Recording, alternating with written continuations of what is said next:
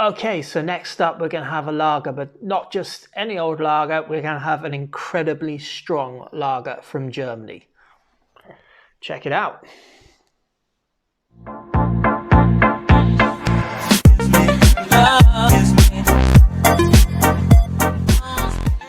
Hey, welcome back to Views on Brews. I am Brendan, and this is a really strong beer from Germany, from the Stortebeker brewery.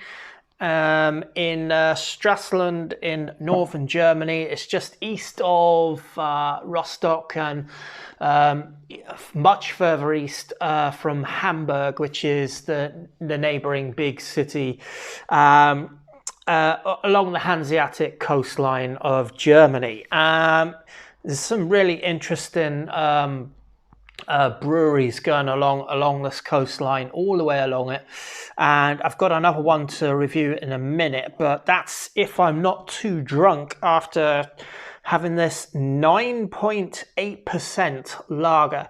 How many times have you had a lager that's 9.8% and it doesn't just taste like a horrendous tasting lager from a macro brewery? For me, this is probably going to be my first. I'm pretty sure. So I wasn't really sure what glass to get with this, but I know I'm not going to drink it all in one big pint glass, so we're going to have a little bit of a spin around and see what flavors can you actually get from a lager that's undergone this really interesting process. So the process this beer has gone through, they've used, I think originally they've used their Baltic lager recipe, which is another one of their beers, and what they've then done is they've taken it through the process of making it an ice bock, basically. Any ice beer you have, bock is just a strong lager, but if you've had an ice bock before, you'll know, or you might have heard the term used. And what has actually happened is the beer has been brewed, it's been fermented, and then after fermentation is when the ice sort of process takes place. And what happens is the brewers then freeze, they take the beer down to near freezing temperature or right on freezing, and they agitate the beer. And what happens after a couple of days is you get ice. The water in the beer turns to ice, and the sugar, which is naturally heavier in the beer, it sinks down and brings a portion of about 20 to 40% of the water to the top, and you can just literally skim off the ice, and that's how it gets its name. So you take away the ice water, which is free from alcohol, because the alcohol is a lot heavier inside the syrupy beer that's left at the bottom of the fermentation vessel. And then what you end up having is a stronger beer beneath.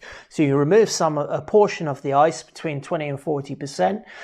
They can work out exactly what that's going to give them by the deduction of weight in the alcohol, weight in the beer.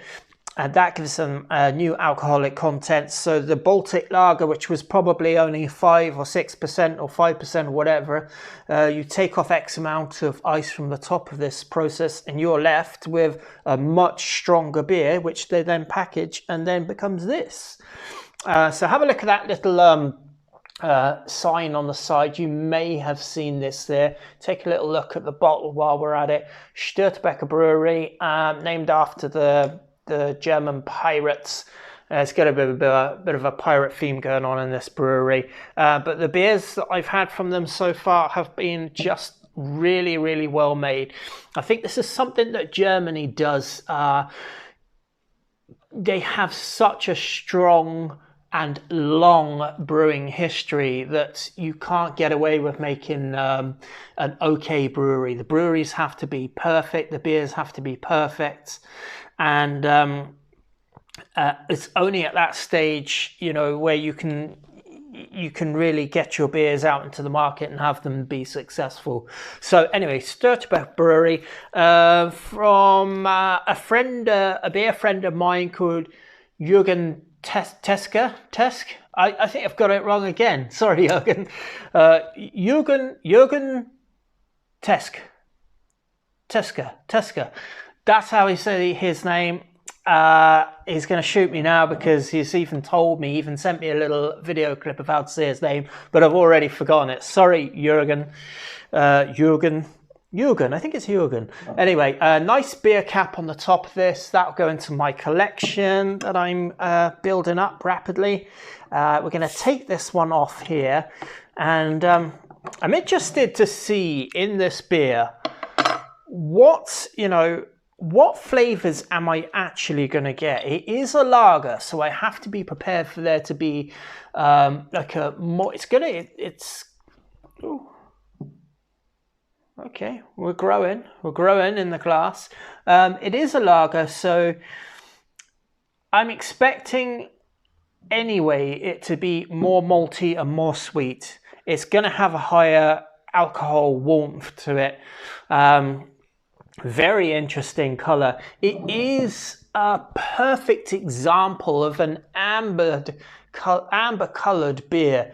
The carbonation is going a little bit wild in this beer. I wonder what the best before date is. It's got plenty of time on it.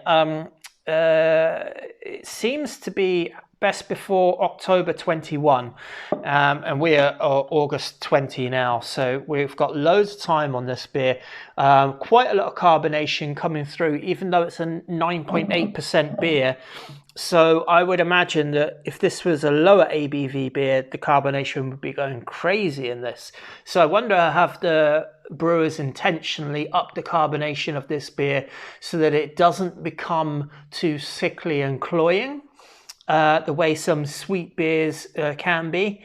They may have intentionally upped the carbon dioxide in solution of the beer to effervesce more and give it a less sweet palate. Not sure, just total guess. Very nice off-white, sort of tinge of yellow in the foam, but really thick, dense, creamy looking head on this beer. And beautiful bright amber. This is the most perfectly amber example of an amber shade of beer. So I don't know what malts are in this beer, but I can see the word Calypso. So I'm wondering, is Calypso the hop that's gone into it? Beer, I don't know what the hop. Okay, I'm seeing the word caramel, I'm seeing the word honey, I'm seeing the word biscuit. So this is what they obviously intend this beer to come across as. So let me just give it a little bit of a sniff and see what we've got going on here on the aromas. Straight away I can get the honey on this beer. There's no mistake in it. There is either honey malt in this beer, or there is some kind of caramelization in the brewing process of one of the malts to make it accentuate the honey character.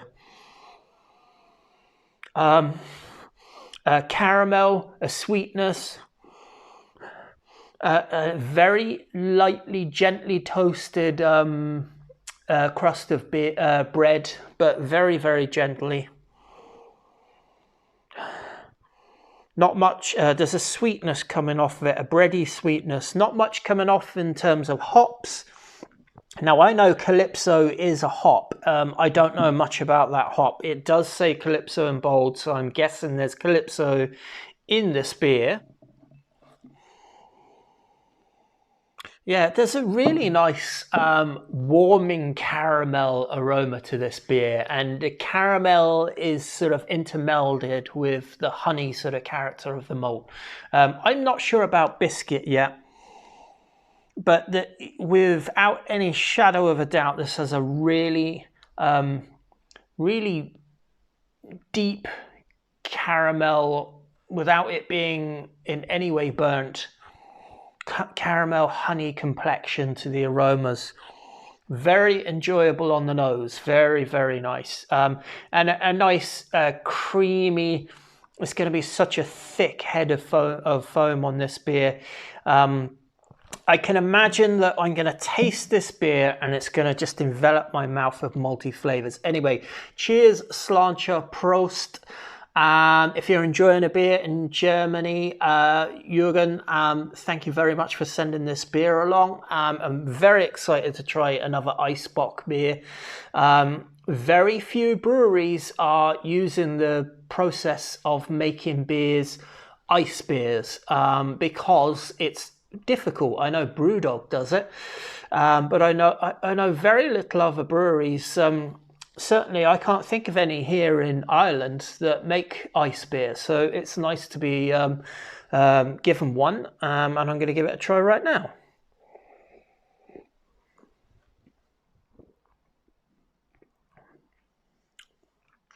Whoa.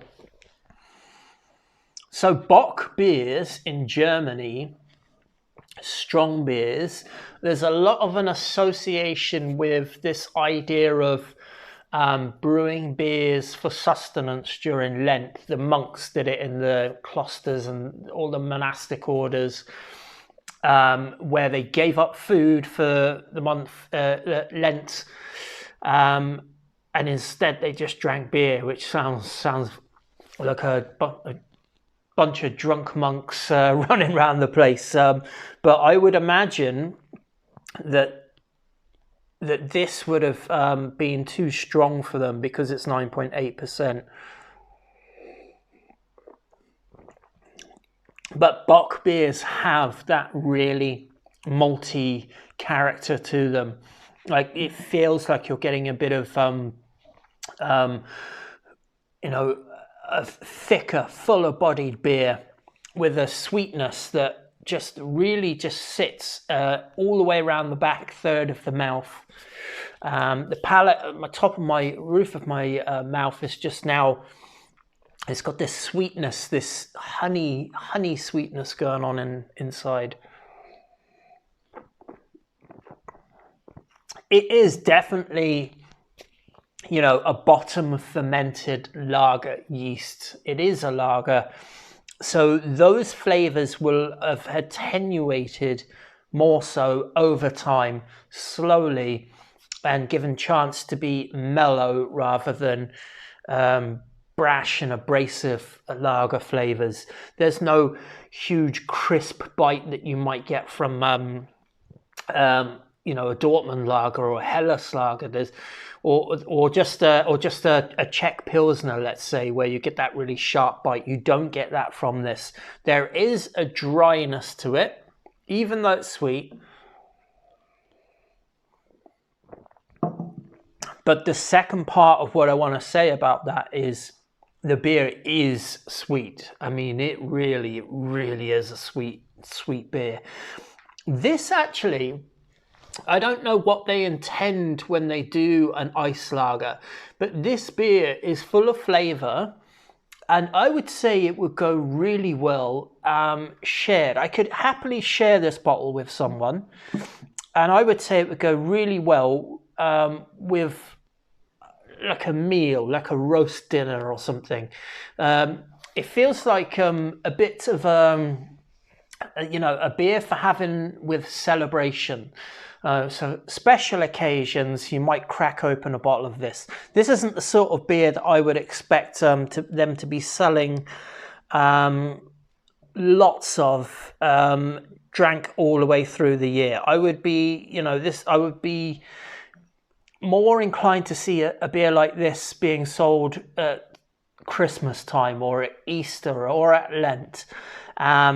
It's a celebration type beer. It really has that kind of, like a Märzen, where you get a bit of, does it have a bit of that? It does feel a little bit actually like a Märzen beer, where you get that sort of almond, marzipan sort of aroma, but that's really just accentuated all that sweetness coming through. It doesn't come across to like, no, it's not really almond as such, but there is a sweetness to it that really is decadent, and you wouldn't want to drink too much of this. It's 9.8%. You're not going to drink too much of it anyway. it manages, I think, to be enjoyable, even though it's very sweet, because of the lager yeast. The lager yeast have attenuated the beer, so the beer is dry, but the malt character left behind is sweet. And those two ideas come together, and that's what makes this beer drinkable. If it was done with ale yeast, I would expect this beer to be undrinkable due to under attenuation and really sweet, cloying, sickly, sticky, honey, malty gloop, where this isn't. It's really nice. I'm enjoying this beer. This is not the sort of beer I would drink every day by any means, but I'm really enjoying this one. Does it say anything else about it? It says a whole lot about it in German, which I don't understand, unfortunately. It's done, I've noted it's done in a 33 cl bottle, which is good. And yeah, I'd say that's it. I don't know what Calypso hops are. There is no hop aroma or flavour in this bitterness.